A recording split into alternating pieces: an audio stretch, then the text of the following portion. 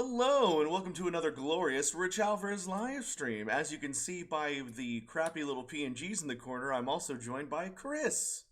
Hello, been a little while. Good to be back. And we're doing a tier stream. Now, this is only going to focus on the existing Marvel Cinematic Universe films. We're not including the shows like WandaVision or Loki in this list because I want to do a separate list for those shows once there's more of those shows. And I didn't think it was right to compare a show to the movie since those are very different mediums. But hey, if Loki was included in this list, it would be at the top. That's all I'm gonna say. But we'll do the MCU TV show list another time. Anyways, Chris, you ready for this? I am, and some of these I have not seen since they first came out, so I will admit my memory of the comparisons is a little bit blurry, but fortunately, Rich has seen them more recently than me, so Chris will be I'll here be. for a colorful commentary, but yes, I've gone through these very recently. A special shout out to Killjoy, aka Ikarum, Dustin, and anyone else who's in the live chat right now. That's all I saw right now. But Jay does everything was at the very oh, top. Jay does everything. Okay, all right, Yeah. let's begin. Okay, ooh, there's a tier list now. Hi, it's me. Hey, I forgot I had my camera on, but I guess I'm keeping it on. Hello. Eh, So surprise, my camera's here. Okay, as you can see, this is a S to E tier. You might be thinking, well, what about F? And I thought about this for a whole 30 seconds before I was like, yeah, I'm a Marvel fanboy, I admit. I love the Marvel movies. There are some that are obviously not as good as the others, but I don't think, at least in my opinion, there's no straight failures in the Marvel Cinematic Universe. You can be like, "Oh, this movie really isn't as good," or "This movie, we'll get into that once we get into the nitty-gritties of each movie." But I don't even think that the worst Marvel movie is a true failure. Now, if we were doing a DC list, there's plenty of failure over there, and I won't get eh. into that. Maybe we'll do that another time. It'll be like mostly F's over there. Just kidding, kind of. But over here in the Marvel universe, and again, this is just the MCU. So we're not talking about like the 1990s Captain America or like any of the Fantastic Four movies that have come out so far, because the MCU is getting their own Fantastic Four movie soon. We are just talking about the 25 movies that are officially made by Marvel Studios that are a part of the Marvel Cinematic Universe that started with Iron Man in 2008 all the way until, Shang-Chi just came out. That's the newest one. So we're going to do those. And we will start placing these in chronological order, starting with the very first one, which is Iron Man. All right, so I'm about to rank Iron Man, Chris. What do you think about Iron Man? Do you remember Iron Man? Mm. I know it's been a Oh yeah. while. Oh yeah. I do remember. I remember watching the first Iron Man a few times, and it's pretty good. I don't think it's the best, but I think it should be pretty high up there. But I'll be curious to hear what you say. So yeah, I mean, yeah, Iron Man is pretty good. It came out the same year as The Dark Knight. That's how long ago this was, Holy crap! 2008. And I remember thinking that, and I believe I Dark saw it Knight, in theaters with you. I yeah, remember we went to see it and we didn't really know what to expect. We were like, "Huh, it was actually pretty good." yeah, I remember thinking like this was the first, and this was before Marvel even got bought by Disney. This was purely just in-house. Kevin Feige and Marvel had just started saving up money and trying. This was at the beginning of them trying to get their movie rights back, and they started with Iron Man. And I thought it was amazing. And again, like after having every for lack of better words, The Dark Knight, obviously great movie. Heath Ledger, rest in peace, won an Oscar for it. But that's kind of like where comic book movies were at the time with The Dark Knight was, they had to be dark and serious for the general audience to seemingly take it seriously. It seemed like, people didn't want colorful comic book characters. When they did the X-Men, earlier in the decade, they were, just all wearing black leather outfits. Wolverine never had his yellow costume. It just seemed like everything was so muted in comic book movies. And then here comes Marvel, to be like, no, we're going to make these movies awesome and make them true to their comic book counterparts, starting with Iron Man. And Jon Favreau, he doesn't get enough credit for this because literally he started, he directed Iron Man and Iron Man 2, and he kind of started the tone of what would be the Marvel Cinematic Universe. And nobody wanted Robert Downey Jr. to play Iron Man. They're like, "What are you thinking? Like, that's stupid. You're crazy." But he's like, "I'm not even going to direct this movie if I can't have Robert Downey Jr. as Tony Stark." And because of that decision, everything else followed. Now, as a movie, it's pretty good, but it's not one of the best. And there have been so many other good Marvel movies after it. It's and again, we are ranking these according to each other, right? So like, if this was Iron Man, the first movie versus like some other movies, it might be an S tier compared to some other movies. But unfortunately, we are comparing Iron Man to other Marvel Cinematic Universe movies. I am placing the first Iron Man in the B tier. You can see Yeah, it right I there. was gonna say the same thing because I thought it's better than average, right?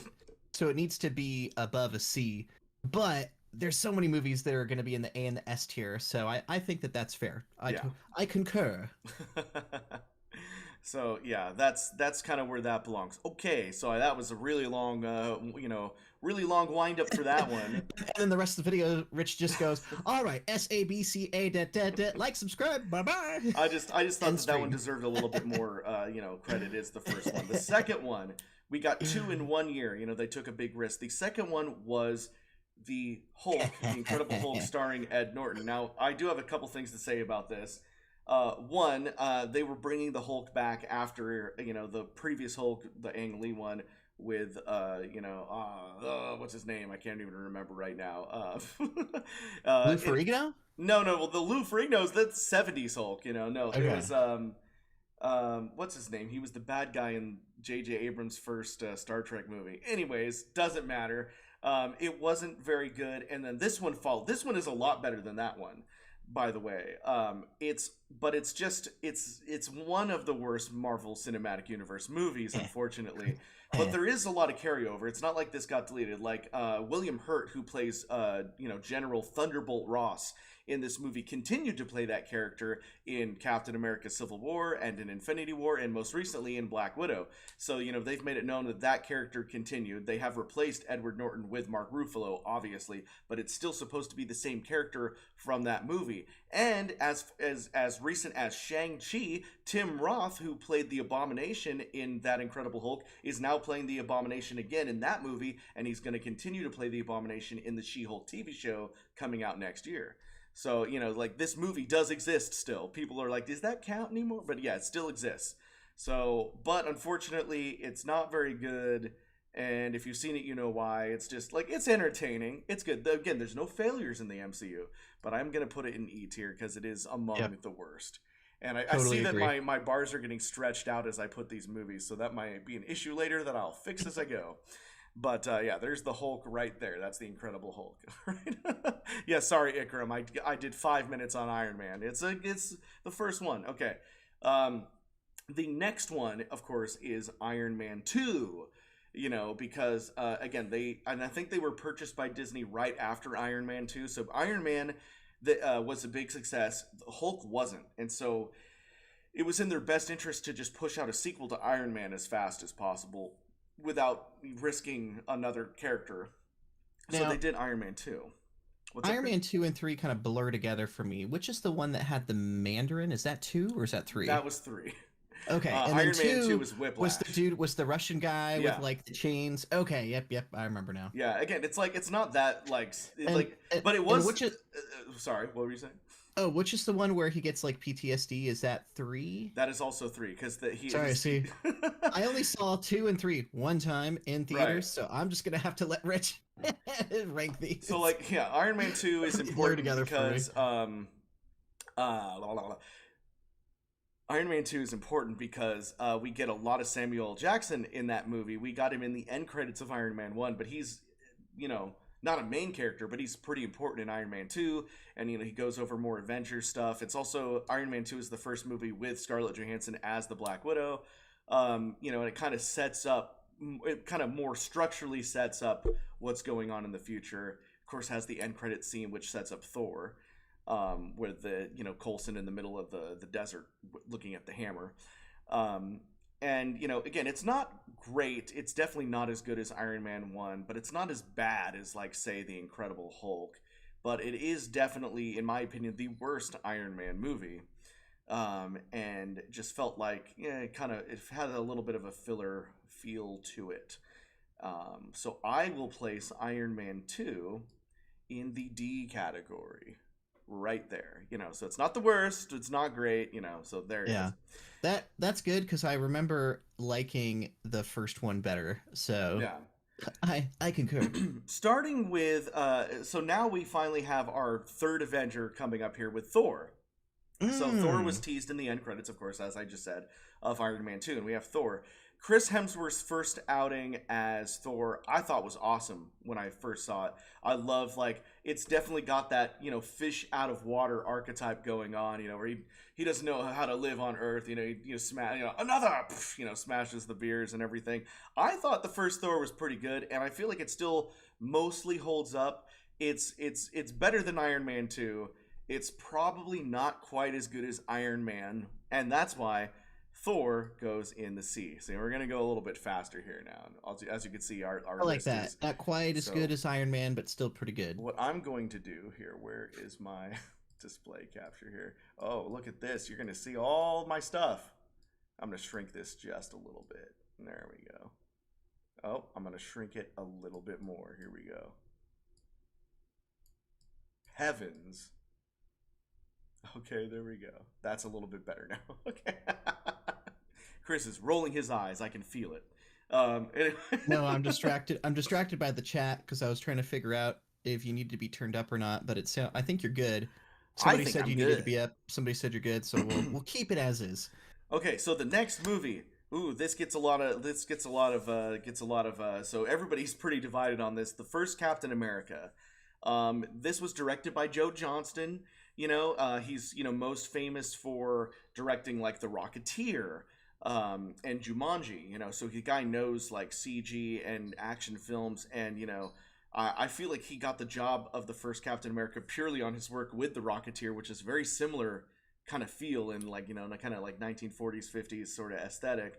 I like the first Captain America. People are surprisingly divided on this first movie. I guess it's just because when the Russo brothers came around for the Winter Soldier, I mean, they gave it a completely different feel, and then the Russo brothers kind of went on to be the best directors within the MCU, in my opinion. But the first Captain America is not bad. I enjoy it quite a lot, actually. I wish that they had done a little bit different with it, but I mean, I can't honestly complain about anything within the movie. It's a solid movie. It feels a tad, again, all of these Marvel movies for the most part are really great at having colorful worlds. We get space later, and it never feels cheesy. It's obviously it's not quite grounded, but these movies are fun and they feel real without feeling like bleak, and I keep comparing it to, like, again, The Dark Knight, which was like the epicenter of like dark, bleak comic book movie that everybody thought they wanted back then. But now we're getting all this fun stuff. So Captain America, it feels like at some points it feels like it's trying to be more grounded, and then it gets a little cheesier in the middle, and like, so it is a little bit it has a little bit of an issue with balancing tone a little bit. But I really enjoy the movie. I love how it introduced Captain America. It does a lot of things right, but it still quite isn't, like, if I had to watch one movie, Iron Man or Captain America, I'm still gonna watch Iron Man 1 over it. And for that, I'm going to put the first Captain America right next to Thor on C. Fair? Now, when you put stuff in C, are you going to be ranking them ahead of each other, or are you just assuming they're all equal? You get what I'm saying? Like, would you Yeah, put for the sake ahead of a tier Thor, list. or just they're all equal? We don't need to get into micro Yeah, ranking like them micro within. ranking. Okay, okay, because I've seen people micro rank where it's like, okay, I'm putting it in C, but it needs to be ahead of Thor because it's just. Oh I was god, yeah. like, Some we people's gonna tier do list that? is like C minus, C Yeah, plus. yeah. Like, All right, so equal. We're not going to get they're into all better or worse. C, but if I was micromanaging, it would be C plus.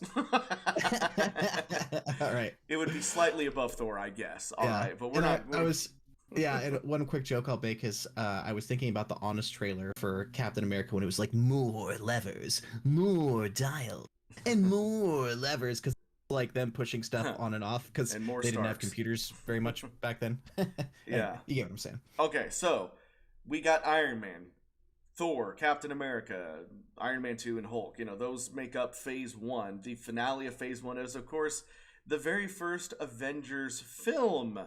where would that go? I remember at the time, it was awesome seeing all these The characters. greatest crossover. What was the meme? The greatest crossover The collaboration of our greatest time. collaboration of all time, like, or whatever, you know. And Yeah. and you know what? It's still a good movie. I don't think the problem is I don't think the first Avenger holds up as well as other Marvel movies because the whole cool thing about the first Avengers movie was just seeing these characters together. Well, now we've seen these characters together many times. So rewatching the first Avengers movie, the beginning, the first hour, really slow. And then they get together and have a fight in New York. It's cool. Loki is awesome in this movie. He's the highlight of the whole movie. That's why people's love for Loki didn't start in the first Thor. It really started with Avengers because of Tom Hiddleston's excellent performance. He was great in Thor as well, but really people's love of Loki comes from the first Avengers. But unfortunately, I completely think that this is a skippable movie now. Like if you're the kind of person, like I've got a roommate that didn't really watch any Marvel movies before, they lived with me. And, for anybody I meet that's like, man, I don't know about Marvel, whatever. I'm just like, I give them a list of like 6 movies to watch. This is not one of them. I think it's incredibly skippable. You get all the information you need in later movies, but once you enjoy those movies, and you want to see more, then it'd be like, oh, okay, now check out the Avengers, But I would say I enjoy Avengers about as much as I enjoy Thor and Captain America. I don't even like it more than the first Iron Man. Wow. It's weird, right? Because years ago, I think I ranked it among my favorite comic book movies. But it's just weird because now that we've had so many different movies that do the same thing better, again, the Russo brothers, man, they came along and they changed the game. You don't just have to have a fun comic book movie anymore because, like, I won't get, we'll get to Infinity War later, but the game has been changed forever is all I'm going to say. I gotta read Ikram's comment because he just said, red alert, Richie called Avengers. Give them all. Yeah, I know. I'll get a lot of flack for that. Double dog dare you. You just put the greatest cinematic collaboration of our time behind Iron Man. Unsubscribe. Listen, watch it again, guys. Watch Infinity War and Endgame and then watch the first Avengers, okay? It's not great. Anyways, I'm putting it right there with Thor and Captain America where it deserves to go. It's believe Rich Alvarez insulted the cinematic masterpiece of Avengers. No. All right. So that's phase 1. That's phase 1. We did phase 1. Right. And nothing in phase 1 got an A or an S because it's phase 1, guys. And again, we can argue. That's actually fair. That's very fair because if none of these had, like, I'll put it this way, Rich, if we had done these at the end of phase 1, you might have put Avengers higher, right? Oh, you mean like if years ago? We were doing this in 2012. Avengers would have been S tier. Yeah. Like in 2012, yeah, for sure. Okay. Because that was like, oh, awesome, all these guys together. But like, again, the novelty of that is worn off. And the only reason that you would rank these movies higher than I've ranked them now is just nostalgia. And you know what? I'm a nostalgia baby too. I said Super Mario 64 was my favorite Mario game because it is. But, a lot of that is nostalgia. If I played Super Mario 64 now and I hadn't before, it'd probably be like, oh, not as good as Odyssey, or whatever, But, like, you guys have to take those nostalgia glasses off or you're never going to make it as a journalist, So, anyways. A YouTuber who does tier rankings. Sure, yeah. Closest thing to a journalist we have today. Right, so let us know in the comments why Rich is wrong or right, and we'll move on to phase 2. Especially let me know why I'm right. Okay, so phase 2 starts with Iron Man 3. Now, depending on who you talk to, Iron Man 3 is either better or worse than Iron Man 2. For me personally, I enjoy it quite a bit. This was I wish that Shane Black had done more. This was written and directed by Shane Black, Predator's own Shane Black, who also directed the also awesome Robert Downey Jr. movie Kiss Kiss Bang Bang, which also starred Val Kilmer. And Shane Black has a certain like comedy to him. I really think that this elevated not just the Iron Man character, but also, I feel like without Iron Man 3, we might have never gotten a Guardians of the Galaxy. Oh. because it kind of set this more wacky tone to it. And I remember at the time people were very divided because of the way they handled the Mandarin. Because in the movie, Ben Kingsley plays the Mandarin, but then it's revealed by the end of the movie that he was just an actor and he was pretending to be the Mandarin, and that pissed people off. Like, oh, we didn't I have a real remember that Mandarin, was and very polarizing. yeah, so people were like, oh, they screwed Mandarin. But I always kind of knew, I knew like that wasn't the point of Iron Man 3. The point of Iron Man 3 was that and this is a bad word in fandoms today, but it's that subversion. That and it was, but it's a good version. In my opinion, it's a good subversion. Sorry, I'm just laughing. It's like we subverted your expectations. You thought it was going to be a good movie, and we made a bad one. No, I think that when people say subverting your expectations, I feel like that's become bad words in fandom because of stuff like The Last Jedi and really Yeah. Star Wars. But guys, subverting your expectations doesn't always have to be a horrible thing. Sometimes it's a good thing. And I kind of knew, because of how vast I knew at this point, I knew how vast the MCU was getting.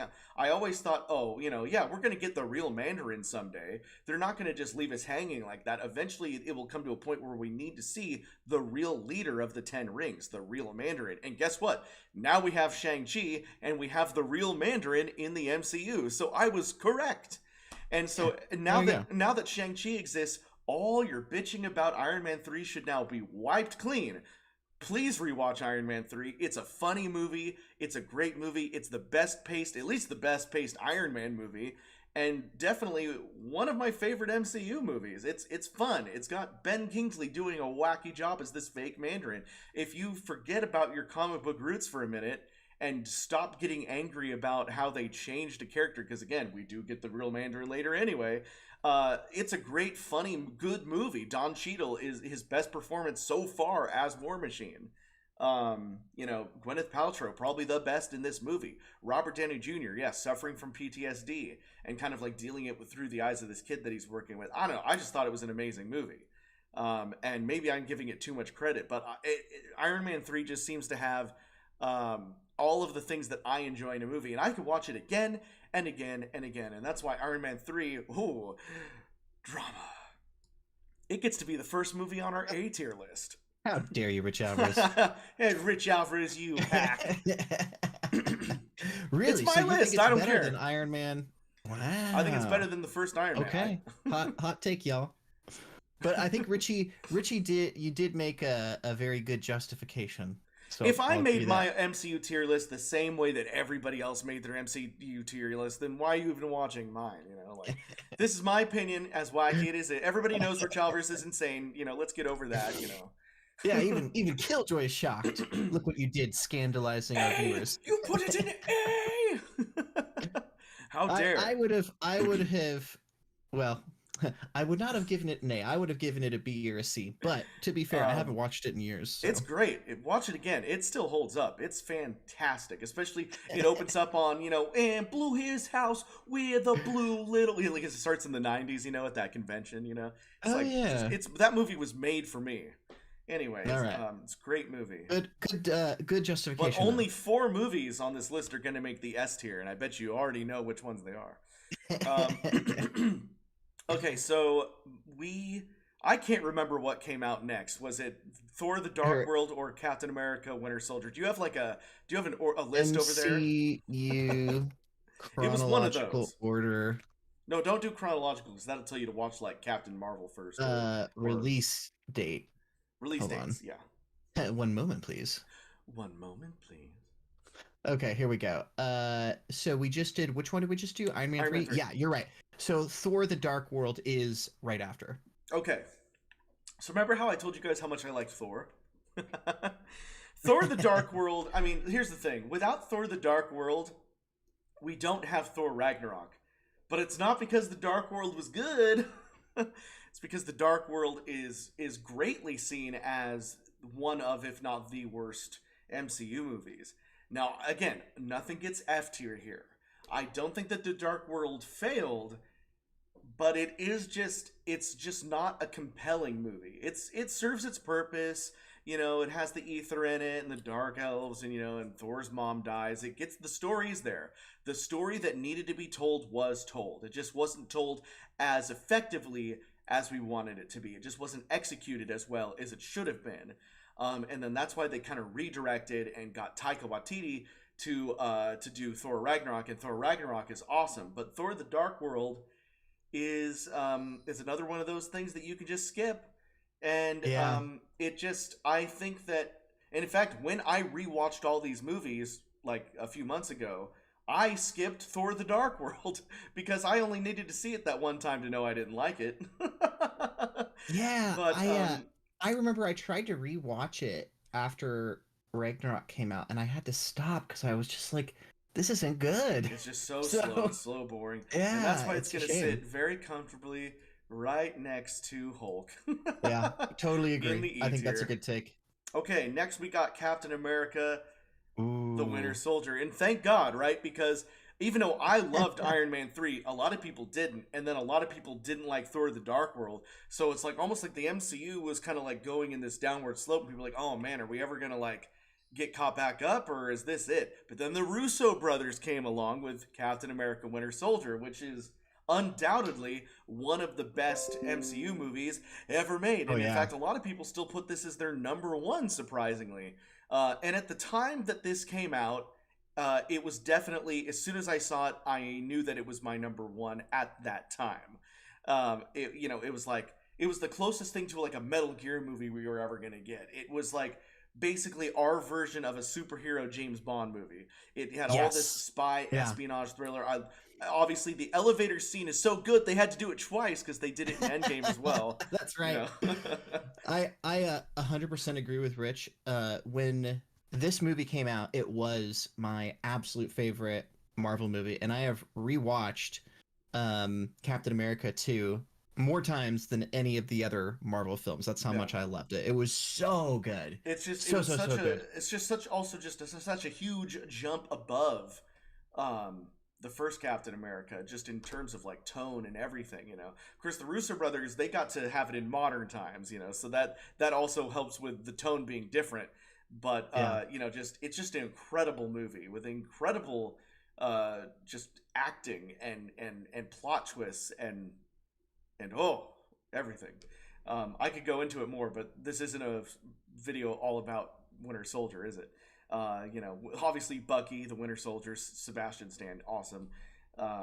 Samuel Jackson, awesome. Another great Black Widow performance by Scarlett Johansson, maybe her best. So I'm gonna put Captain America: The Winter Soldier in the A rank, and we're not doing micro tiers, but if we did, it would be A plus above Iron Man 3. Yeah. No, that's fair because the S tier really has to be special, but we'll And get there yeah, when and we like get I said, only 4 movies on this list are getting S tier, and I know which ones they are. there. Obviously. I think I know half of them, but it'll be fun when we get there. Yeah. Okay. So then, what was next after Winter Soldier, Chris? Now that you've Great got that question. handy All dandy right. list.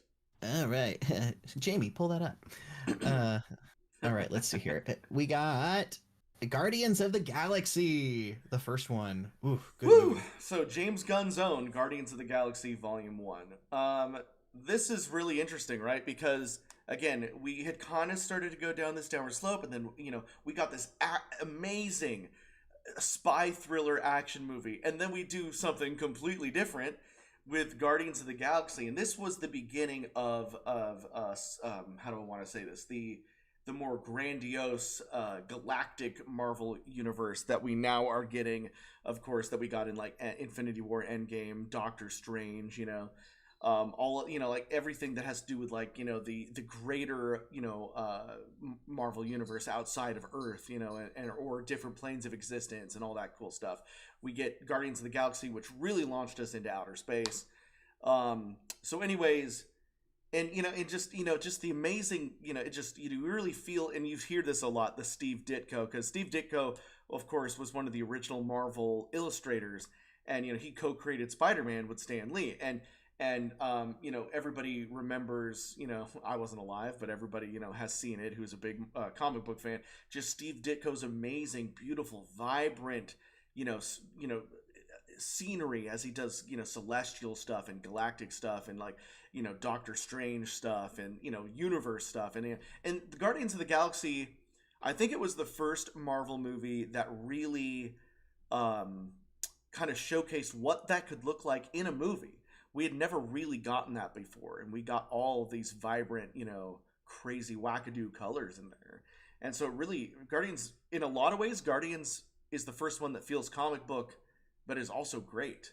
You know, and I don't know, I don't want to overpraise it. It's a great movie. Yeah, a few thoughts I have to share on that. First, that trailer that came out with the hooked on a feeling and the ukachakas. I remember watching that trailer over and over and over and over again. And at the time, Rich and I were doing a lot of karaoke, and I remember Doug visited town and sang that Yeah. song at a karaoke part as we're all having all this hype build up for this movie. And I had never really followed any of these characters in the comics, but what I remember is coming out of the movie thinking I didn't know anything about these characters, and I have fallen in love with each one of them. Like each of their backstories, like you're immediately emotionally invested. So I went in not knowing what to expect, and I came out just blown away. So this it also, yeah, I remember that summer too. And I remember like watching the trailer and Doug being like, "Oh, is this going to be a comedy?" Like Yeah, I guess we should say the music was so good because they had all those classic oldie songs. So it's just, it was well done. it's yeah, it's really fantastic. Uh I can't give it enough praise. It's so good. And also was the first real risk for Marvel. Look at all these other movies we've put on this list so far. We are at halfway through Phase 2, and they've really only focused on Iron Man, Hulk, Captain America, and Thor, with Hawkeye and Black Widow kind of just being their sidekicks basically at this point. Like we hadn't really gotten into anything bigger than just the Avengers at this point. Guardians of the Galaxy was the first time, and it took halfway through Phase 2 to get there, where they now felt like they had enough credibility to take a risk on a different team within the Marvel universe, and it paid off because everyone loves Guardians. Anyways, I could praise it. Dave Bautista, amazing. Just everything. Rock Raccoon. Bradley Cooper, Vin Diesel as Groot. It seems like he doesn't have to do much, but Vin Diesel actually puts a lot into every single time he says, "I am Groot." And is Chris Pratt. Just Zoe Saldana. Just amazing cast. I could go on. Anyways, it's A tier, obviously. Yeah, yeah, all good, all good. Cool. Okay. After So Guardians.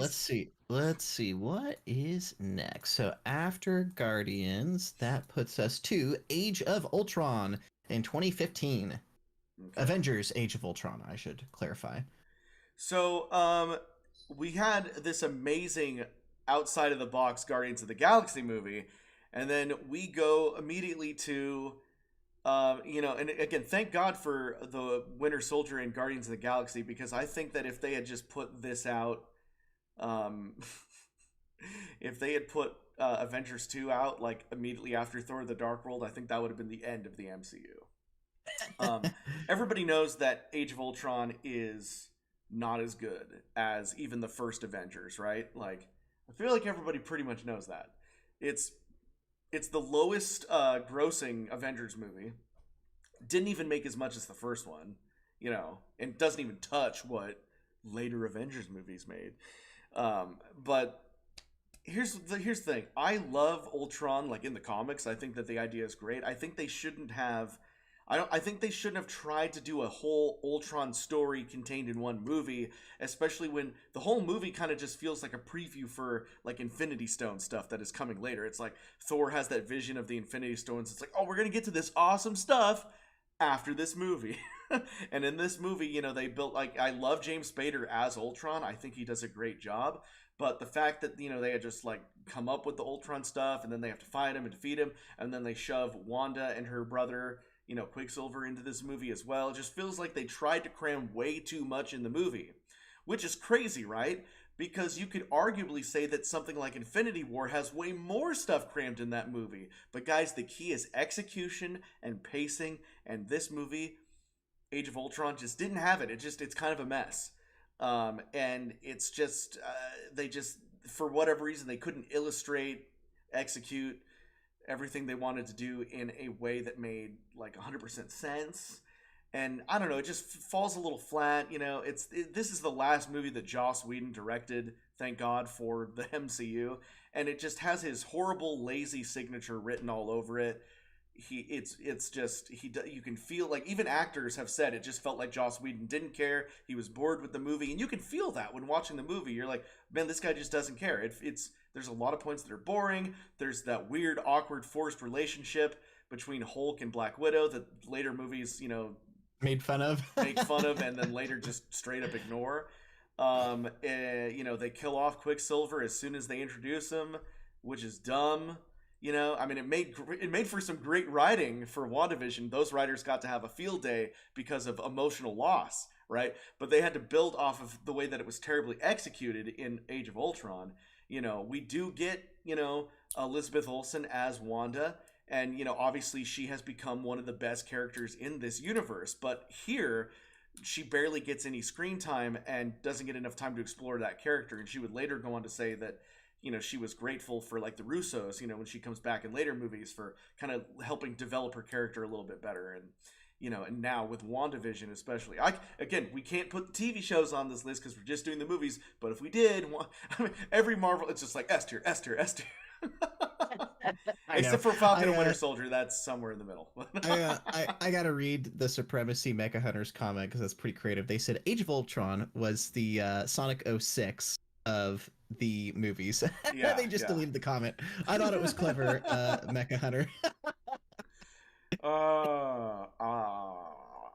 It's funny. Well, anyway, I think to me it was just kind of forgettable because obviously we're talking about 10 plus, almost 15 years of movies now, and some of these movies I remember really well and I feel like had a big impact, and I only saw them once, and others they're just forgettable. And for me, Age of Ultron, I barely remember it, so it's just kind of completely unlike the one we just talked about before, Guardians of the Galaxy. I vividly remember that. It just feels like the whole thing's on rails. I mean, I put it on, I remember like Corey, my roommate, coming in, and he's like, "Why are you watching Age of Ultron?" And I was like, "I don't know, I just haven't seen it in a long time." And it's like, it feels like it's just not a good movie. And anyway, I don't think that it's quite as like the saving grace with Age of Ultron is probably its action scenes, which honestly aren't even as good as later action scenes. But it's just, I feel bad putting it as low as like Hulk and Thor: The Dark World, but I'm definitely putting it on D. And it's a D- at best. Again, we're not doing micro, but it would be D- underneath Iron Man 2. Somebody's gonna make a new list based on what I've been saying and like put them where they should. We're gonna make a tier rankings of RichAlvarez tier makings, and we're gonna tier list all of his bad takes. Right. All right, what's next? All right, so we now move to 2015 Ant-Man. You know what? And that's the end of Phase 2. Yeah, this would be the last Phase 2 movie because it's awkwardly placed in the middle of phases, but Ant-Man is pretty good. I think that Ant-Man, for whatever reason, people kind of forget about Ant-Man, but like Paul Rudd, I mean, he's one of the greatest. Like, I mean, I don't want to go on a long tangent about Paul Rudd, but like Paul Rudd, man, he's awesome. He's just like feels like a guy that you could hang out with and it would help you move, like. He's just such a great guy, and the way that like Ant-Man, it especially after the slugfest, I want to say slugfest, like just the boringness that was Age of Ultron. Ant-Man just feels so refreshing. It feels more in the step of like the Guardians of the Galaxy kind of, even though it's not in space, it's more of that right direction of like this superhero movie where like this guy like didn't even want to be a superhero, and because he's a thief, he kind of had the superhero thing thrust upon him. I love Michael Douglas in this movie. Evangeline Lilly also does a great job just setting up this character. I mean, Ant-Man, I love his power, big and small. It's like Alice in Wonderland, taking the pills, And and speaking of that, we'll do Matrix later, or something. And the quantum realm stuff is obviously like exciting. Oof. And also extremely important for the rest of the series, by the way. Yeah. Yeah, quantum realm is. I'm excited to talk with you about the Matrix, but we'll have to save that for a future video. Yeah, Ant-Man. People forget, but Ant-Man had to also, simultaneously set up the quantum realm. Hmm. because that basically sets up the catch-22 that we get in Endgame, you know? Like, Right. and Ant-Man is just pretty just he is not a if not for Ant-Man, we're screwed, and we'll get to that later, but you know, anyways, thank God for Ant-Man. I also just really love Ant-Man more than I should, and I think it's just because I love the amazing just chemistry of like Paul Rudd, you know. So I guess the real question is this an A or a B movie? As my gut is you're going to put it in one of those. Because we've only had one B movie so far. If like that, I know, crazy, right? Because I feel like Iron Man 1 kind of stands alone as its Stands on own its own. thing. But yeah, Ant-Man, I'm putting it in A because I Wow. could Okay. honestly, it's one of those that I could rewatch anytime. Like I may have watched Ant-Man this during pandemic. I have probably rewatched Ant-Man more than any other Marvel movie because I'm just Dang. like, oh, I watch, you Okay. know, it's just like fun. It's good. It's just a really fun story, and it's great. It's rewatchable. It's extremely rewatchable. It gets A tier. Okay, what's Wow. next? That brings us to the beginning of phase three, and we now are to film 13, which is Captain America Civil War in Mm. 2016. All right, Russo brothers do it again, and this time they get to play with more Marvel characters. I think that Civil War, and I think everybody loves Civil War. The only people that I hear ever complain about Civil War are just like the purest of purest comic book fans. Who are like, that's not the way Civil War happened in the comic, man. You know, like you're gonna get it's like that. The people forget these are movies. You know, they are the movie universe is its own universe. You know, I also love the Civil War comic, but you know, going into I know that the Civil War movie isn't going to be exactly like the comic. It's going to be inspired by the comic. I mean, just be glad that you know it's a movie at all. It's so funny. I feel like the more accurate something is to the comic, the more people complain about its inaccuracies. You ever see that? Like for example, the Dark Knight. That's nothing like any Batman comic. It has little pieces that remind you of like the Dark Knight Returns or especially the Long Halloween and the Two-Face thing and everything. It's got kind of it's inspired by several different comic books, but it's not trying to adapt a comic book story. And so I feel like people almost like forgive it because it's so detached already versus something like Civil War, which is directly influenced by a specific comic book line, and then people complain about this and this and this and this when it's like you're just lucky that that's getting an adaptation at all. And it did the adaptation where it took the story but it fit it to the rest of the Marvel Cinematic Universe, which made it a better movie for the MCU and maybe just a better movie overall than it could have been if it was more stricter to the source, because there are things in the Civil War comic that just work for comics, you know. And I could get into the philosophy of comic and movie adaptations and everything, but I won't. But you know what I'm trying to say, you know. Anyways, I do really love Civil War. When I saw it, it was like the greatest thing I'd ever seen. That airport scene was like the first time we really felt like a splash page was, you know, there where they're all fighting each other. It was the most comic book thing to ever comic book. And if you rewatch Civil War today, it still holds up because the nice thing about the Russo brothers is, unlike, you know, a lot of these movies I feel like don't hold up as much because we see the same things done better in later movies. The Russo brothers have a way of creating unique things that they kind of just do, and then they do cool things later on that are different, but there's still enough unique things and cool things in Civil War where Civil War still holds up. um I love, you know how like they're trying to like save Bucky, and then there's team don't save Bucky, and then the Accords are in there and they get in this fight. Obviously, the story of Civil War, but like just the way that they do it is very emotional. It's very impactful, and you can watch it today knowing what happens later, and it's still just as effective, I think. And just the Russo brothers, it's again when you compare it to like something like, and people were joking that Captain America: Civil War was basically um, Avengers 2.5 because it just had almost everybody in It it. did feel like that, yeah. It's so much better than Age of Ultron. This really is. This is what Avengers 2 should have been. It's so much better than Age of Ultron, and it's such a how I just feel like I'm repeating my praises, but just believe me, watch Civil War today. It's still a great movie, and it's one of I the have to best. I have to say one of my favorite things from that era was the memes because it's a picture of Captain America says something to Iron Man and then it just has the title screen Captain America. Or Yeah, yeah, Googled it real quick, and the best one was it's Captain America says Benedict Cumberbatch is the best Sherlock Holmes, and then just zooms in on Tony Stark's face. Civil War. yeah. Yeah, The those are memes good were good. times. So what are we ranking this? I mean, I feel like, all right, so let me just put it there. It's S tier. It's S tier. Whoa! And I feel like, do I really have to defend it that much? It's if you've seen it, you Wow. know it's S Okay. tier. It's Okay. one of the best. You know, again, it's I'll my be honest. opinion. I thought this was gonna be A plus, but I'll allow it. not Oh, that oh, I thank you. not that I can unallow it, but I'll. It's S tier, guys, and I feel like there's part of me that wants to like explain myself for an hour, but I don't need to. It's I S guess tier. I guess just rewatch the movie if you disagree. Okay.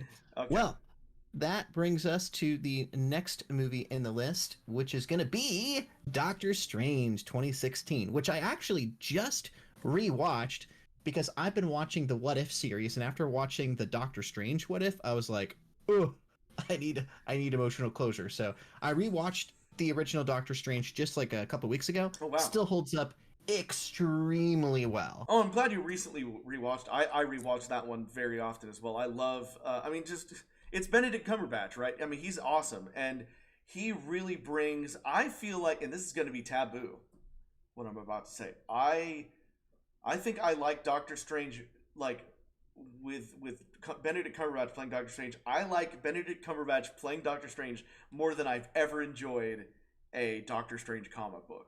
Right? Like, I Oh, mean, I get it. I He always brings some extra something to the character. gravitas or something, but like, I mean, Yeah. I always enjoyed Doctor Strange reading like Marvel books, but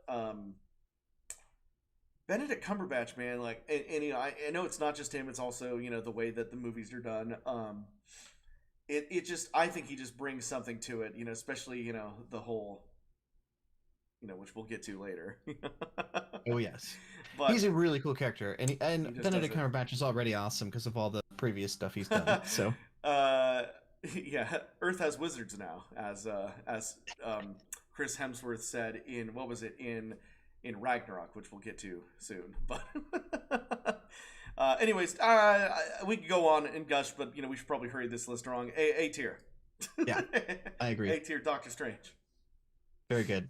Okay, so after Doctor Strange, that brings us to the next film, which is Guardians of the Galaxy 2 in 2017. Really, that came out before Homecoming? Spider-Man Yeah, it Homecoming? came out Oh, okay. before Homecoming. All Homecoming's right, next. not a whole lot to say here. Guardians Volume 2 just kind of continues the same stuff that made Guardians Volume 1 great.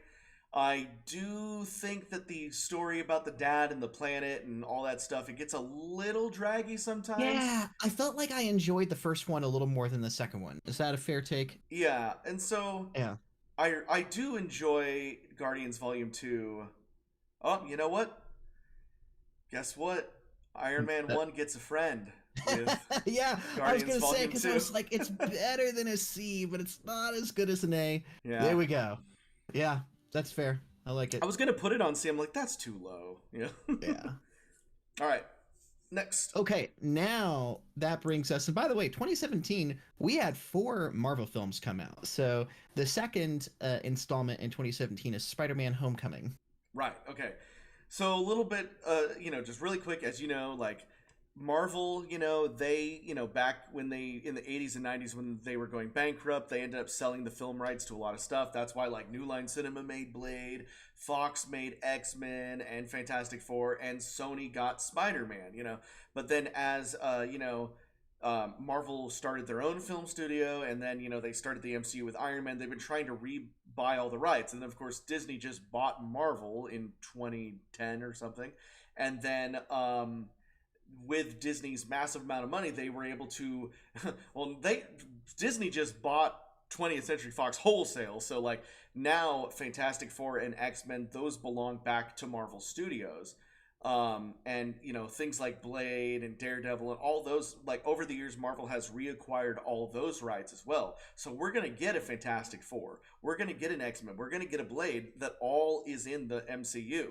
Unfortunately, Spider-Man is owned by Sony, and I love Sony, but they are perhaps the most stubborn company in the world. And I mean, I get it. Spider-Man movies do make money, and for the longest time, they didn't want to play ball at all, and they're not even willing to sell Spider-Man back to Disney Marvel.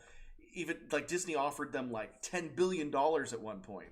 Crazy for just one IP, and they still wouldn't do it. It's like they're just like, no, no, no, mine, you know. Anyways, it doesn't matter. Whatever you think about it, they were still making amazing Spider-Man movies, not amazing Spider-Man movies. The Amazing Spider-Man series with Andrew. It was called The Amazing Spider-Man with Andrew Garfield. Those movies are not amazing. But they were still making those up until 2014 is when Amazing Spider-Man 2 came out, and we were already past like Avengers at that point. So Sony would have still kept doing, if Amazing Spider-Man 2 had done well, they would still be doing their own thing with Spider-Man and not giving a shit about the MCU. But because Amazing Spider-Man 2 failed, it gave Kevin Feige and the Marvel team some leverage to come in and be like, see, you can't do Spider-Man on your own. Let us help. And thank God that they did. And Sony was like, okay, fine. We'll make some weird arrangement that none of us really understand anyway. So, we got Spider-Man, Tom Holland playing Spider-Man in Captain America Civil War, which leads into him playing Spider-Man, of course, in Spider-Man Homecoming. This is the first, well, I mean, I guess you could say Civil War was technically the first, but this is the real first collaboration between Sony and Disney. These kinds of things are unheard of, guys. But like Disney and Sony struck a deal, which, when we talk about the next one, we'll get into why that kind of fell apart a little bit. But let's just say that, we're able to have a Spider-Man in the MCU. Unfortunately, we're not able to have the Spider-Man films on Disney Plus. So when you're watching all the MCU movies on Disney Plus, you'll notice that the 2 Spider-Man movies are missing, but that's because they are Sony as well. So that's a little awkward. Although that may change at some point, they say, maybe. I don't know, we'll see. But as of right now, Sony still owns Spider-Man, which they shouldn't. But anyways, we're not even getting into the movie right now. We should be talking about the movie. Spider-Man Homecoming, pretty good. I think it's like, the thing is, when the movie came out, they're like, oh, we're not going to do Uncle Ben or anything because we've already seen Uncle Ben die twice now, because Amazing Spider-Man and the original Tobey Maguire, Sam Raimi directed trilogy that I love, from back in the day. So we've already seen that twice. But here's my problem with that logic. Yes, we've already seen Uncle Ben die twice. Yes, we've already seen Spider-Man's origin twice. But kids today are going to watch the MCU and not want to go back and watch like previous incarnations of Spider-Man.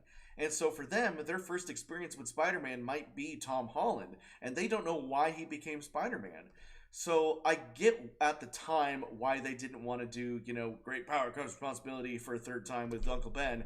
But in retrospect, watching the MCU now, it's like, I feel like Spider-Man's origin should have been in there. I know they didn't want to, but they should have thought ahead to like 20 years from now when kids are watching the MCU and not going back to watch like the Tobey Maguire movies or anything.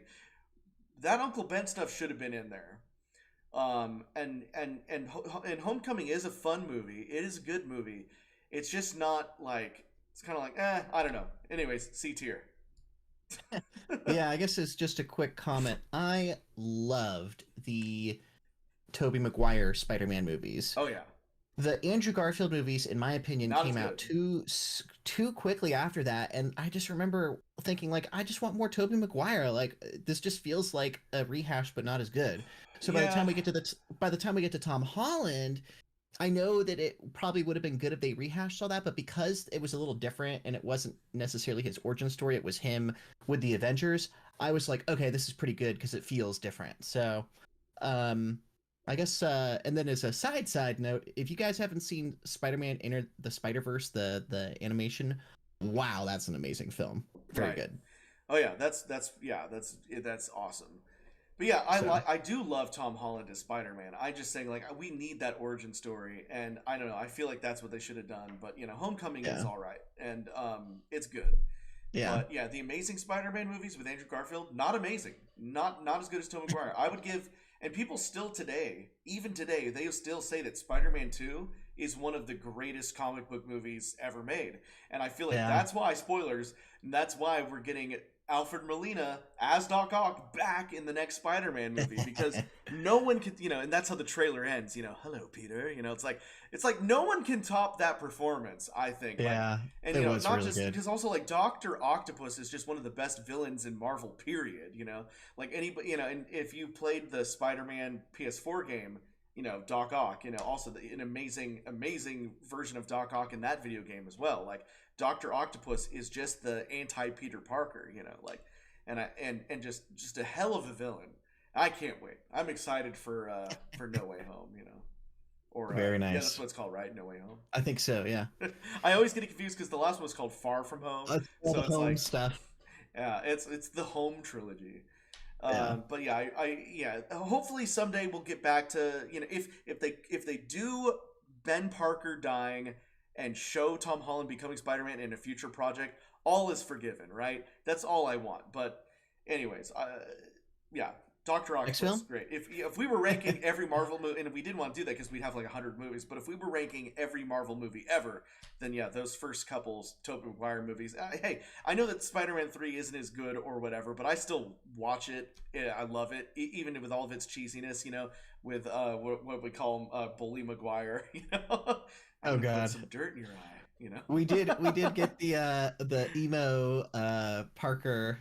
Yeah, but Yeah. they call him So Bully Maguire now, and he's they insert his. It's so many YouTube videos that just insert him into just dancing. like have you seen the Avengers fighting Bully Maguire? They replaced Thanos with Bully Maguire. Oh my God, I have got to watch that. He's just That sounds doing really good. his hand clap. I'm gonna put some dirt in your eye. I mean, there's It was so a many different of time. them. You guys got to understand, 2007, right? That was 2007. 2007 was a different time. Different era. That was yeah. Different era. Different time. But, Anyway. but I feel like in a weird way, Spider-Man 3 was hated at the time, but now it kind of has a second life as this meme machine, Well, that's literally the same, not to get off topic, but with the prequel movies for Star Wars, like a lot of them were hated at the time, and now there's a whole forum on Reddit called prequel memes, and it's gotten a second life that, like, like, anyway, it lives on a second life. For what it's worth, I never hated the Star Wars prequels. I always enjoyed them, but True. Hell, Brandon's favorite Star Wars movie is The Phantom Menace. Did you know It that? is. Makes sense. Well, Well, anyway, next we should probably movies. get back to our list. So again, 2017 was a great year. So all in 2017, we talked about Guardians of the Galaxy 2. We talked about Spider-Man Homecoming. The next one, which will be very fun to talk about, is Thor Ragnarok. Ooh, okay. Also 2017. Again, So enter take it away, Taika, Rich. Enter Taika with his amazing directing abilities. I mean, I've been a fan of him for a long time, starting with Flight of the Conchords, the HBO show, because I love the Flight of the Conchords music, but the way that show was written and directed was all Taika. It was very, very cool.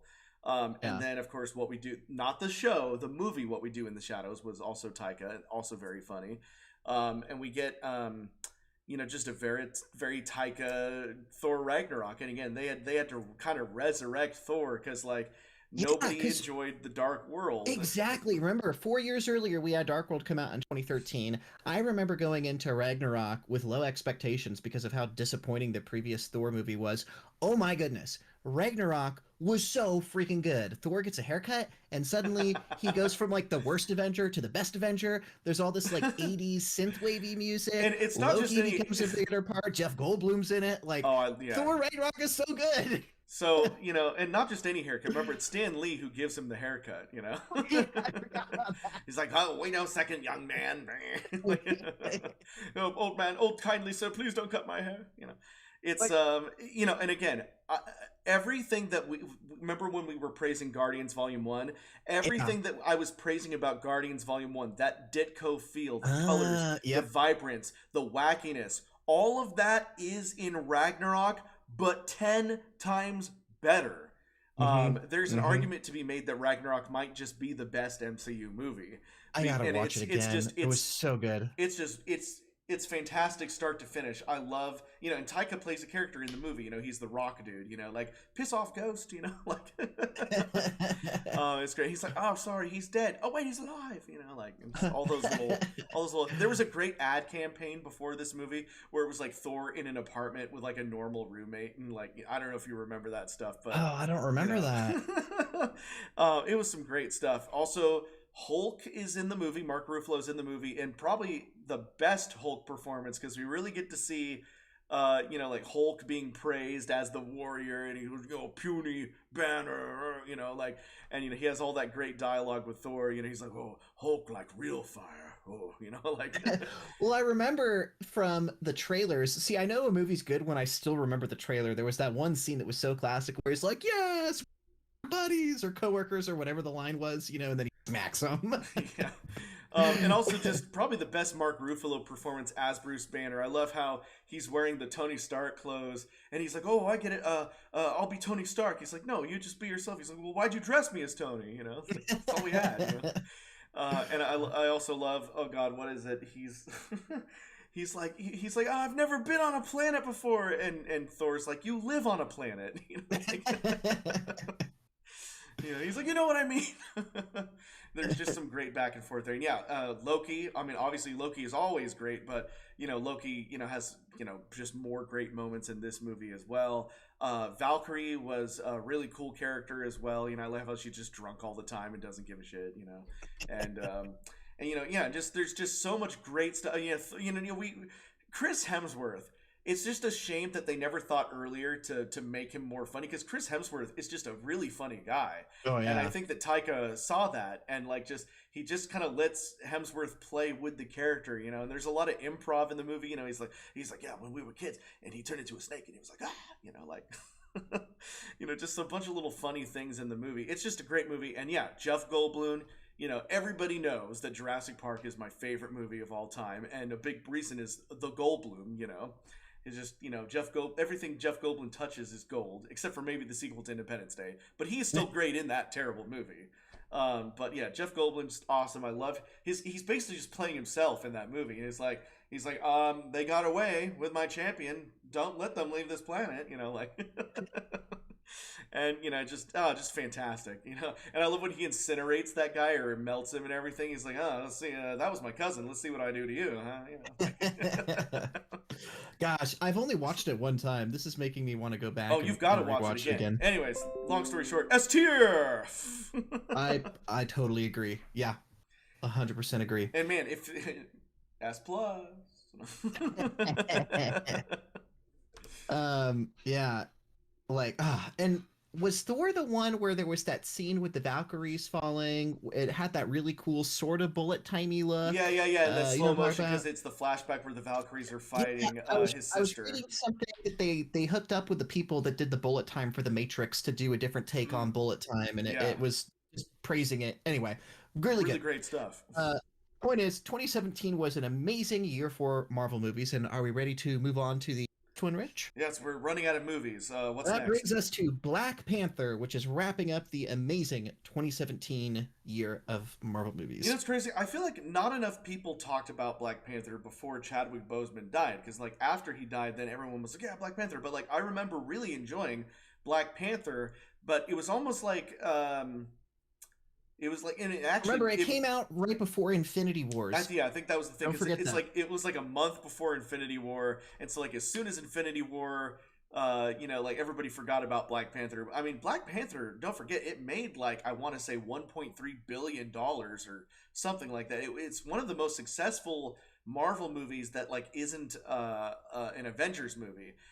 People loved Black Panther. It was an amazing, it's actually really great. I love, I can't remember his name at the moment, but he has directed everything that Michael B. Jordan's in, and I remember at the time and we're talking about the director of Creed here, and I also love Creed, and the director of Creed did Black Panther, and Michael B. Jordan is, I think, in every single one of his movies, and Michael B. Jordan plays Killmonger, the villain, in this movie. And I really love Michael B. Jordan as this character. I think it's a great role for him. If you guys have never seen Creed, watch Creed. Michael B. Jordan, A-class actor. And I think that Black Panther maybe even perhaps still just doesn't get enough credit, because as a superhero movie that just focuses on one superhero, it does it among the best. And I need to And make a quick update. I was reading the list from Games Radar that had all the movies, and according to them, they said Black Panther came out in 2017. But as a few people in the comments pointed out, I just double checked Wikipedia, and it actually came out at the very beginning of 2018. So January or something, maybe, right? Like yeah, it was January 2018. Maybe they did one of those things where there was like a a premiere special somewhere. premiere, like in December of 2017. But it seems like the public didn't see it till 2018. So I I thought, yeah, take back what I I'm said. remembering it coming out at the beginning of 2018 personally. Wait, so what did you say at first? Did you say Oh, 2018 I or thought it was 2017? 2017, but it actually Oh, is okay. 2018. All right. So I didn't hear that. I might have even corrected you if I heard that. So Yeah, it's all good. just so you all know, I know. All But right, so Black Black Panther. Panther, Thoughts? long story short, A list, goes up right there with a lot of the great ones. I really love Chadwick Boseman as T'Challa. It's a shame that we won't get to see him continue that performance, but we did get to see him in Civil War, of course, where he was introduced. We see him in Black Panther, and we see him in Infinity War and Endgame, and he really does give it his all. And he knew he had cancer, by the way, that entire time. So what a champ for just Wow. like putting on a brave face and doing that. And it's a shame. He really is one of the goats of this universe. And I'm curious in Black Panther: Wakanda Forever, the sequel that's coming out, how they're going to rectify or not rectify, how they're going to deal with that, like off screen or something. It's one of the biggest things that we're curious about as Marvel fans is what they're going to do now that he's gone. But Black Panther as a movie, great movie. I know that the director, which I will remember his name at some point in the future. I'm so sorry if he's watching, which he's not. Um, Kogler? Kugler? oh, Ryan Coogler. Yeah, I just looked it up on Wikipedia. Okay, so yeah, he really wanted Michael B. Jordan to play T'Challa because Michael B. Jordan is the main character in all of his movies. But the Russo brothers had already cast Chadwick Boseman as T'Challa in Civil War, so he couldn't do that. So there's that. But it works out. Michael B. Jordan played an excellent villain, and I can't wait to see if some multiverse shenanigans bring him back in the next Black Panther movie. Because who knows? Maybe there's a version of Killmonger that is a better Black Panther. We'll see. Or something. We'll see. I don't know. Thoughts, concerns. Yeah, I know that the next Black Panther, Wakanda Forever, according to Wikipedia, comes out on July 8th, 2022. So we'll find out this coming summer. Okay. Anyway, ready to move on to the next one? Next one. Okay. Now, this brings us to Avengers Infinity War 2018. Ooh, okay. All right. S tier. Yep. I was gonna say this is the one with the snap and like, oh man, when that one ended, when it was like finally a Marvel movie where like they all basically lost. Holy crap, that set the stakes so I mean, high. it was so good because we've had 10 years of Marvel movies where the good guys win, but that's not always the case in comics. Sometimes, like anybody who's ever read things like House of M, where, by the way, spoilers because I don't know if they'll ever do this in a movie, but Wanda has so much power in the comics, Scarlet Witch, that she's just like, I want all the mutants to disappear, and it's like all the mutants disappear, and it's like they never existed. Wow. And it's crazy, and then so not every comic book ends well. Some comics have depressing endings, and I think Infinity War perfectly illustrates how a movie could end and it's a triumph for the villain, and that doesn't make it a bad movie. It actually makes it quite a great movie. And again, I feel like I could talk for an hour about how awesome Infinity War is, but I want to finish this list and just Josh Brolin. This we haven't talked about him yet at all on this list, but him as Thanos, what a Yeah. performance! He's the star of this movie through and through. And we get Thor mixing it up with the Guardians of the Galaxy, and the Hulk smashing through the skylight of Doctor Strange's place, and Spider-Man and Iron Man, and just And a lot of good memes too. That perfectly balanced as all things should be. yeah. There's a lot of good memes from that I era. mean, there's so many cool things about this movie. It would just take forever, but I do love everything about this movie. It's basically a perfect movie. You know, S plus. Okay. Next. Great. Next is Ant-Man and the Wasp, which also came out in 2018. Shortly, it came out. Now, remind me, it came out after Infinity War, but it was happening during the same time chronologically, Yeah, right? yeah, because in the end credits, everybody gets dusted, and Ant Man is stuck in the quantum realm. Yeah, And yeah, then he's yeah. awakened, or he comes out of it during Endgame, Right. and he's like, I figured out a solution. So Ant Man and the Wasp, I like it a lot actually. I like. Do you remember Lawrence Fishburne is in this movie? Remember, Oh yeah, I forgot good about old that. good old Morpheus himself is in this movie, and of course he's a professor of science. As he is, because I love in the first Matrix, just like Morpheus is kind of like our guide as the viewer. Like when Hmm. he's like, "What is real? How do you define real?" Like he's Like a just got splinter in your mind. he's got that perfect voice. He's He like, does. "What is the Matrix, Neo? It is everything you do. It is everywhere you go. When you go do your taxes. When you go to church." It just has that voice. I actually, because the Matrix Resurrections trailer came out, I just went back and rewatched the original earlier this week. Mm. It still holds up so good, and Oh, it's so great. Lawrence Fishburne is just an amazing actor. Ugh, so good. Yeah, I just also rewatched the entire Matrix trilogy this week. Yeah, everybody's in the mood to go revisit it. Mr. I Anderson. I gotta say a super quick tangent, Rich. I was reading the Wikipedia article for the legacy of the original Matrix, and it said it actually set the stage to make superhero movies cool again because special effects were finally good enough to take it seriously, Hmm. and they actually credit the Matrix in '99 for setting the stage for the Marvel Cinematic Universe, for all the I Christopher mean, Nolan Batman films, what for X-Men. So I they, love. they they said like there wouldn't the Marvel Cinematic Universe owes some of its roots to the Matrix, Probably. I mean, yeah, Neo is a superhero. For all like for lack the of a better first word. Matrix Yeah. is his origin story, and then we get him basically that in the third Matrix, that fight between him and Smith where they're flying through the air and punching each other and like the water explodes and everything. That's basically a Superman fight. Like it's he is a superhero in every sense of the word, and I love the Matrix and its lore.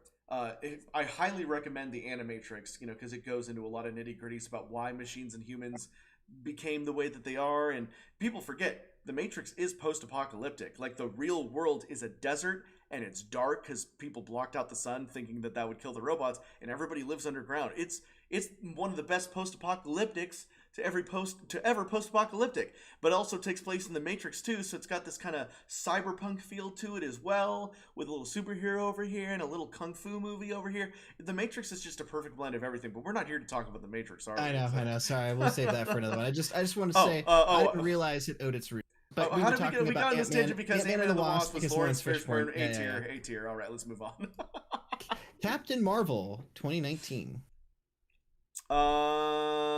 B tier. Captain Marvel. Okay, here's the thing about Captain Marvel. A lot of people give it a lot of guff for various reasons.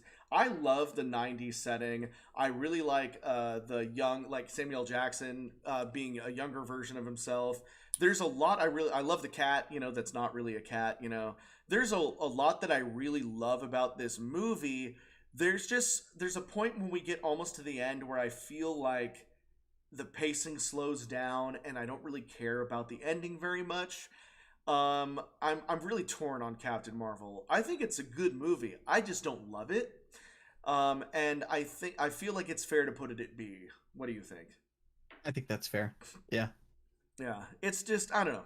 I still don't know what to. I know that people have very strong opinions about this movie, but any reason why I don't like this movie as much as the others probably has very little to do with why other people don't like this movie. I Yeah. simply think that it's just not made as well as some of these other movies.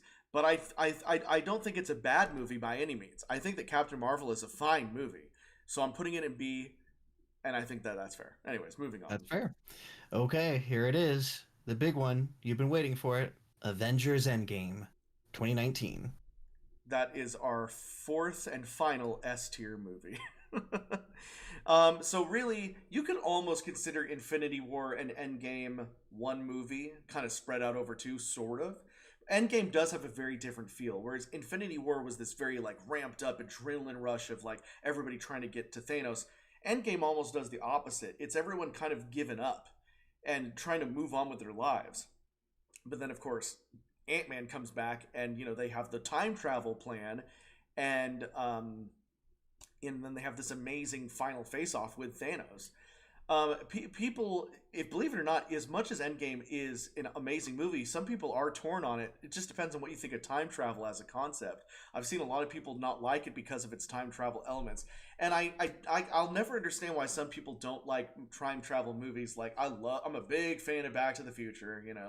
I'm a big fan of anything time travel. I love the idea of like going back and meddling with things. Like I understand that can be plot breaking, but I feel like Avengers Endgame does it in a way that makes sense.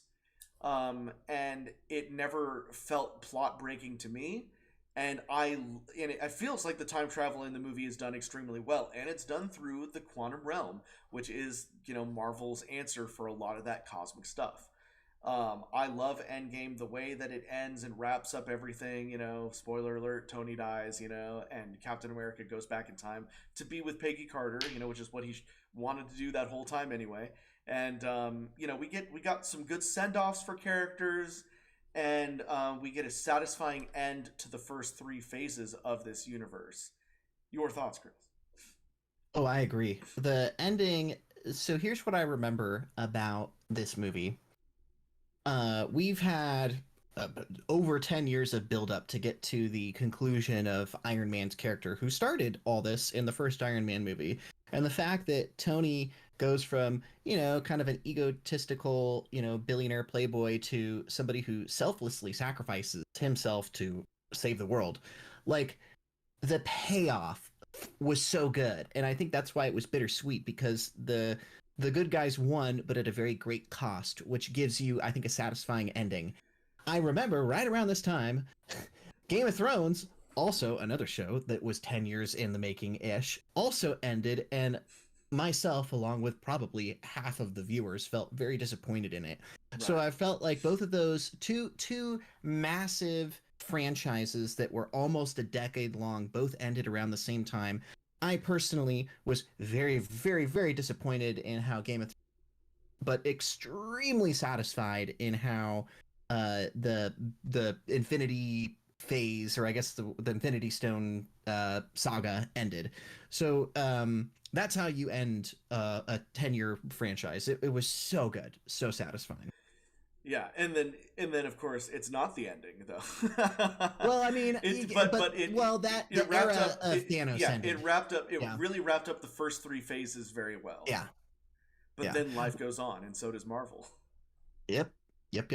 So anyway, and now you know what our 4 S tier films are, and in fact, this brings us to the next one. Or actually, sorry, did you have any other thoughts before we go to the next one? Let's move on. All right, next one is Spider-Man: Far From Home, which also came out in 2019. And technically is the end of Phase 3. You're right. They always say that 3. Like it's kind of like the cliff note, or the not cliff note, the epilogue. Epilogue. It's the epilogue to like Phase 3, because it kind of like shows life after the snap a little bit, Yeah. And for it's because they like really want to push out another Spider-Man movie, and that's why it's not Phase 4 anyways. Yeah. I think I like this one more than I like Homecoming, because this is Jake Gyllenhaal, right? Yeah, we get Jake Gyllenhaal as Mysterio, and I love Jake Gyllenhaal as an actor. He's just amazing in basically everything he does. Donnie Darko's own, but oh god, what was that movie he did where he was like the cameraman and he was like a scumbag? Night Runner, Nightcrawler. Man, what an amazing movie. That was Yeah, good movie. Made me feel a little sick to my stomach, but wow, it was a good movie. But man, what an inspired performance! Because like when I think of Mysterio, he's like never one of my favorite villains. But I think that Jake Gyllenhaal brought something very unique to this The character. And gravitas you know him, again. very a lot like his Nightcrawler character. You know, he basically is a phony. You know, and he just uses the tech to make himself seem, you know, more powerful. And I thought that was a great twist. And also that you know, this is the first time we've seen Spider-Man out of New York. You know, like really, like every other Spider-Man movie ever has been in New York, which is good. You know, Spider-Man belongs in New York, but we got to see him in like Europe and stuff, and it kind of brought it. So because it just felt a little bit more unique, whereas like I really wanted Spider-Man's backstory in Homecoming, and we didn't get it. But like by the time we get to Far From Home, we already know this version of Spider-Man, and you know, again, maybe someday we'll get that backstory, but I wasn't expecting that backstory in this movie. And so for that reason, plus the new location, plus you know, Spider-Man dealing with the loss of Tony and the snap, and Mysterio being such a unique villain, I mean, all of those things just make this a much better film than Spider-Man Homecoming. So I'm going to put it. But again, it's not the greatest movie in the world either, but it is better than Spider-Man Homecoming. I was torn between whether I was going to put this in A or B, but when I think of Spider-Man Far From Home, I don't quite like it as much as I like, say, Ant-Man or Yeah, Guardians. So I'm going to put it solidly on the B. I think that's a good take. Very nice. So next up, this brings us to phase four. Now we are not ranking The TV uh, shows. di- the TV shows, but in terms of what happens in order, next up in the chronological order would be WandaVision, then Falcon and the Winter Soldier, then Loki, and then Black Widow, which Man, is our if next film. if we were going to put those on the list, I would say I might even be tempted to put Loki on S tier just because I love Loki Loki so was much. so good. WandaVision Holy would, smokes. yeah, WandaVision would definitely be A, and Falcon and Winter Soldier maybe a B. I think that's fair. I And think what I it think the hasn't thing finished yet. is, I think just to touch on those, Loki and WandaVision just set the bar higher because Falcon and Winter Soldier just feels like it's your normal spy espionage stuff, right? Yeah, it But like feels like WandaVision and Loki is like time travel and alternate dimensions. yeah, it It's almost like feels like so like yeah, WandaVision and Loki really feel like like it's after everything we've already experienced. Like we've been to the galaxy. You know, we know about the multiverse now. It's like these are expanding on the ideas that we already know. Falcon and Winter Soldier really feels like a step back. It feels like more like feels like phase two yeah, it feels like actually. more like going back to phase two, Yeah. which unfortunately gets us into the next movie, which is Black Widow. Yeah. And I was really disappointed with Black Widow for a lot of reasons. But yeah, it feels like a Phase Two movie at best, and especially when it's supposed to take place after Civil War, um, Which came out in 2016. which came out in 2016. So we're already 5 years away. And like the thing is, like I thought, like okay, so I knew going in that this movie took place after Civil War, but I thought that something would happen in this movie that they couldn't show us before. Something would happen in this movie, like maybe some Scarlett Johansson, Black Widow, maybe she did something, so that way when because we know she dies in Endgame. But maybe we're gonna see something that's gonna be like, oh, she didn't die, or she is gonna be able to come back because of X, Y, Z, Well, or because something. they did it with Loki. Right, Like because so. he's a variant, you know. But Yeah. like I thought maybe we would learn something in Black Widow that we weren't allowed to know during the time that this movie is supposed to take place. Instead, the movie just feels like it takes place after Civil War and then ends with her going to meet up with Captain America, and nothing in the movie feels like it's important for anything else. It's not a bad solo adventure for Black Widow. If this movie had come out after Civil War where it takes place, I would have easily given it at least a B. Yeah. Unfortunately, this movie really suffers from being, you know, as many critics were saying when it came out, a little too late. It just feels really unnecessary. There's also some weird things in the movie that I don't like. It's one of the only Marvel movies to have an opening credit sequence. You know, and I'm not against opening credit sequences. You know, many movies have done great opening credit sequences. Just the MCU doesn't usually do that. and they have like the slowed down, Nirvana song, which is a big no-no for me, and I've explained that in a previous video. You can cover other people's songs, but you don't get to cover Nirvana and change the tone and step all over what he was trying to say because Kurt Cobain died for your sins. No, that's blasphemy. That's blasphemy, Rich Alvarez. I get your point. But no, like Kurt Cobain was an artist who really believed in what he was saying, and it was grunge, and it had a tone to it, and it had a point to it. When you change the tone, it really changes the song, and that's all I'm going to say. I could go on a whole thing about that, and I did before, but you just don't do that to a Nirvana song. You just don't do that. So don't do that. Anyways, C tier. Yeah, I think that's fair. All right. I'm actually surprised you even put it in C. It could have been lower, but that's generous of you. So Chris, now we get to come clean about something at the end of this list. Chris Guys, and I, this whole tier list has been a lie. No, not the whole list. Just kidding. Chris and I have still not seen Shang-Chi, and I don't know why Chris hasn't seen it, but you guys probably know why I haven't seen it. Actually, what? Why haven't you seen it? Because I have not been, and I said this when somebody asked me about Shang-Chi in like a previous stream, and I said, I really want to see it. But because of the lawsuit that Scarlett Johansson is doing against Disney, they were afraid to put it on Disney Plus, because they want to get sued again. Oh, that's why. Why Black Widow was on Disney Plus, but this one wasn't. Yeah, I mean, I could say that we're still in the middle of this pandemic or whatever, but that's not the real reason why I won't go to see this in theaters. I have not been to a movie theater since 2019, long before the last movie I saw in theaters was, Rise of Skywalker, last Star Wars movie. Holy smokes! And I refuse to go back. At least that's the hill I'm dying on right now, because I am so tired of kids, making noise behind me and kicking my seat, people arguing in front of me, people sleeping in, just like. I did this whole thing on my last stream, so I don't need to go into it again, but I'm done with the movie theater experience. I like being able to lay on my ass at home and pause the movie if I want to eat or, take a piss, whatever, I like being comfortable at home, watching the movie in my own good time, alone without, and Killjoy and me were going back and forth because she strongly felt like in the theater you have less distractions, and I completely disagree. There are way too many things to be distracted about when you're surrounded by 200 strangers. At home, I can be by myself and have no distractions. I choose to not be distracted at home. I can't choose not to be distracted if there are teenagers in front of me, rucking amok.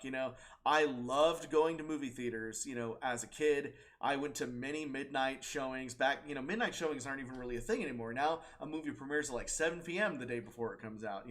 Remember, Chris, we used to like go to movies at midnight and then go to Denny's afterwards, and like I don't know how I did that without feeling dead, but yeah, I do. In high school and shortly after, Rich and I would see the midnight showing, get out at like 2 a.m, go to Denny's, stay up till like 4 or 5 a.m. talking about the movie, and then sleep all day the next day. I'm just too old and too grumpy at this point. Yeah. That's the truth. And I've been saying this since before the pandemic. Like, the movie theaters is just... In fact, George Lucas said famously like 10 years ago or something that in the future, going to the movies will just be kind of like it'll be a nice experience that you sometimes do, and it won't be like the norm anymore. He predicted that.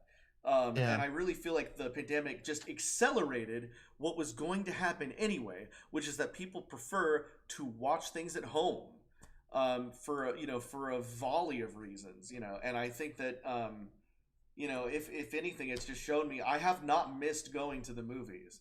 A lot of people have for whatever reason, but I don't. I got a great setup. I've got, a nice TV with a sound bar, I'm set.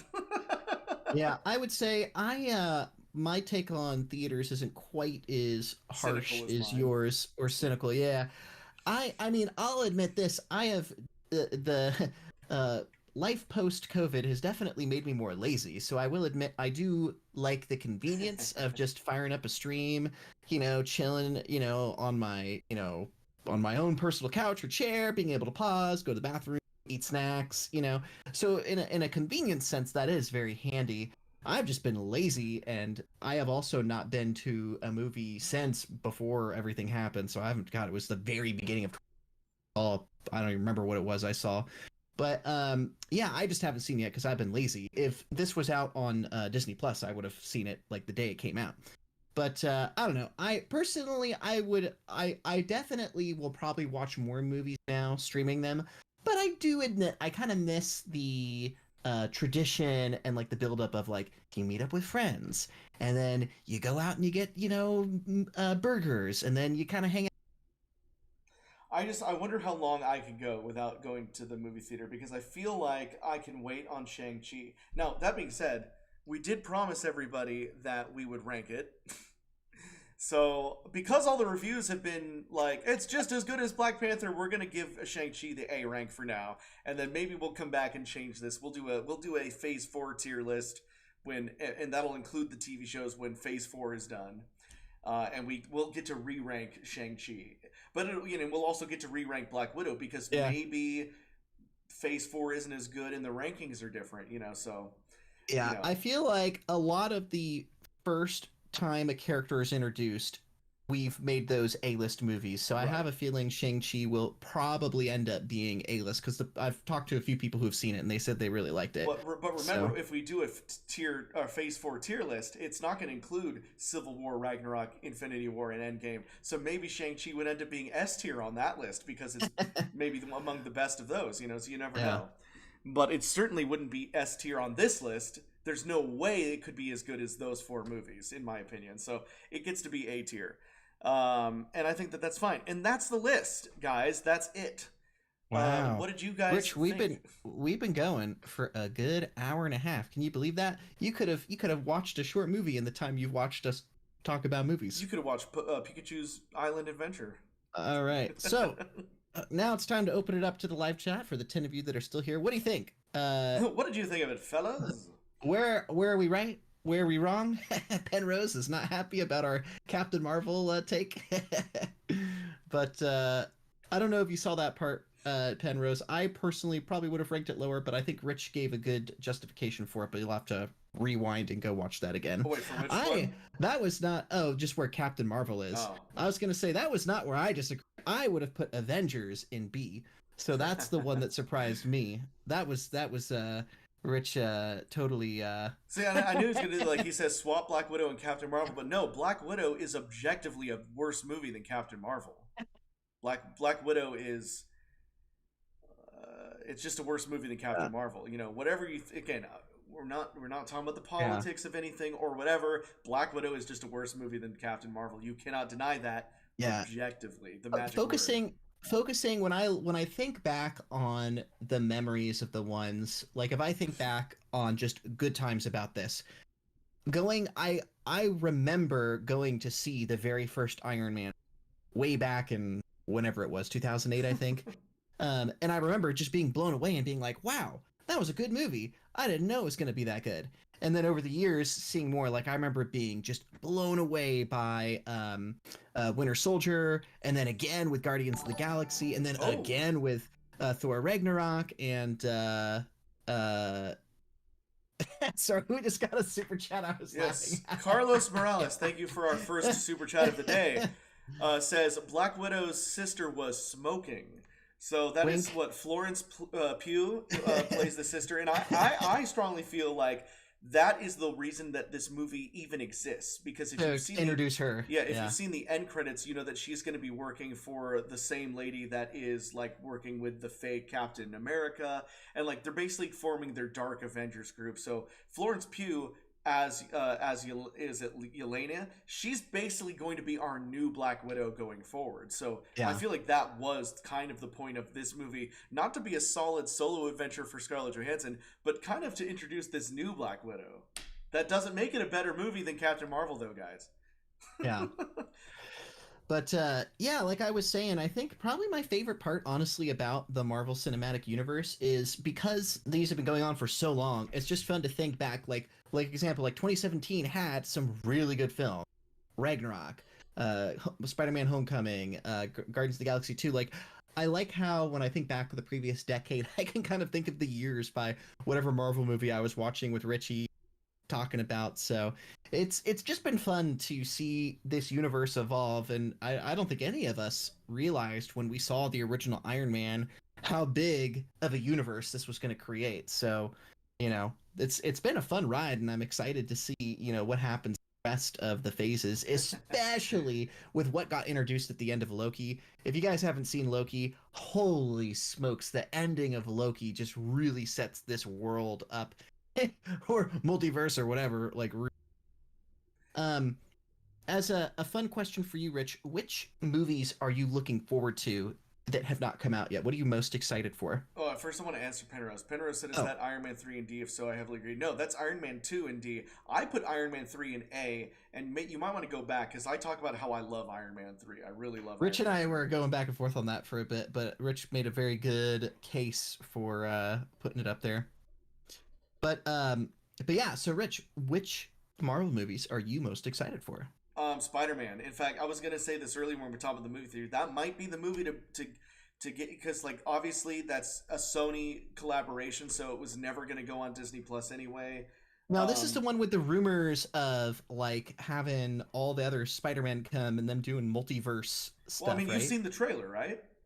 Oh yes. Well, I know Doc Ock is in it. Yeah, I mean, Were there we other? heard potentially, the Goblin laugh, Willem Dafoe's Green Yes. Goblin laugh, and like, and at this point, that just leaked of the 5 seconds in 4K, by the way, of Andrew Garfield talking to Tobey Maguire. Like, they're in this movie. They're gonna be in this movie. Um, so yeah, No Way Home, Spider-Man: No Way Home. That might be the movie to get me out to see a movie theater. Not because I want to go see movies in the movie theater, but just because for several months You that'll don't want be to have to the wait. I don't want to have to wait to see it ever. I don't want everybody to spoil it for me, so I'm gonna Yeah. have to see it in the movie theater by force. And that's not how you should want to go to a movie theater if and that's my whole point. It's like, I don't know why this is so hard for everybody to understand. Movies should simultaneously come out. Like HBO Max had the right idea. They are owned by the same company as Warner Brothers. Every Warner Brothers movie this year that came out in theaters also came out on HBO Max at no additional cost to the subscriber. You just pay your 15 a month or whatever. I love that. That's the way it should honestly be for literally everything. If it's in theaters, it should come out on Disney Plus on the same day, or whatever. Sony and Disney can work that out. It should come out the same day, and then we can choose whether we want to pay for a subscription service or go to a movie theater. If we're not comfortable going into a movie theater, we should have the choice to watch it at home. That's all I'm saying. You could You still know, have your damn movie theater, but I want to watch stuff at home. But if, going if it's only going to be theaters, sorry, if it's only going to be theaters, I may have to go to the theater, I guess. we get it, Rich Alvarez. You hate movie theaters. To go back to my positive question about what I'm excited for, I cannot wait for Doctor Strange in the Multiverse of Ooh, yes. Madness. That comes out in March, so it's not even that far away. March 25th, 2022. After rewatching the first Doctor Strange and obviously all the crazy multiverse stuff that happens in Loki. I mean, I know Doctor Strange is going to be in the Spider-Man movie because, we see him in the trailer. Oh, this is really But cool. He's going to be in Spider-Man, and just like 3 months later than in his he's own coming out, movie. yeah. So I like Spider-Man is going to be amazing, and Multiverse of Madness is going to be amazing. The multiverse stuff is so cool. Ever since I saw Enter the Spider-Verse with all the different Peter Parkers and all that stuff and the different Spider-Men and everything, like they did that so well that if they can do something similar in this, I'm going to be very excited. And then I really hope that Loki stuff comes back. I think it will, but everything that was set up in Loki, I hope we see more of that in Multiverse of Madness. So I'm really excited. It's going to be a good 6 months to a year of like really good Marvel movies.